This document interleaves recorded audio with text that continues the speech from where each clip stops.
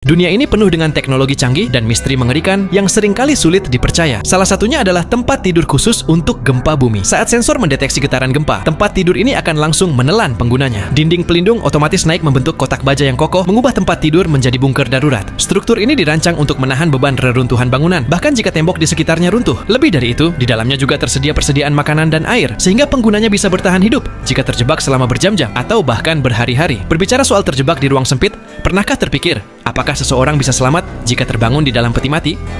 Secara teori mungkin, tapi kenyataannya hampir mustahil. Ruang di dalam peti mati sangat sempit, hanya beberapa sentimeter saja untuk bergerak. Untuk memukul tutup peti, seseorang harus mengerahkan seluruh tenaga tubuhnya. Masalahnya, dibutuhkan waktu berjam-jam hanya untuk meretakkan kayu. Dan jika lubang berhasil dibuat, tanah berat di atas peti akan langsung runtuh masuk dalam hitungan detik, mengisi seluruh ruang, dan membuat korban tak bisa bernapas atau bergerak sama sekali. Itulah sebabnya, bangun di dalam peti mati dianggap sebagai salah satu skenario paling menakutkan dan hampir mustahil untuk selamat. Ketakutan ini bahkan muncul dalam kisah sejarah besar, seperti kematian Alexander Agung. Jenazahnya disegel di dalam makam, namun ada teori mengejutkan yang menyebutkan bahwa ia mungkin belum benar-benar meninggal saat dimakamkan.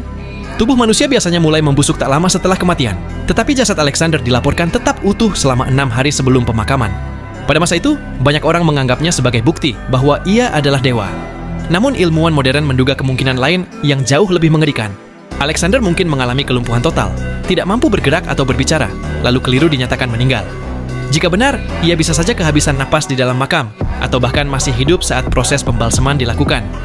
Dari teknologi penyelamat nyawa hingga misteri kematian paling menyeramkan dalam sejarah, semua ini menunjukkan betapa tipisnya batas antara keselamatan, ketakutan, dan keajaiban. Dunia memang menyimpan lebih banyak kisah luar biasa daripada yang kita bayangkan. Jangan lupa bantu subscribe ya guys, karena banyak fakta menarik yang akan saya bagikan kepada kalian.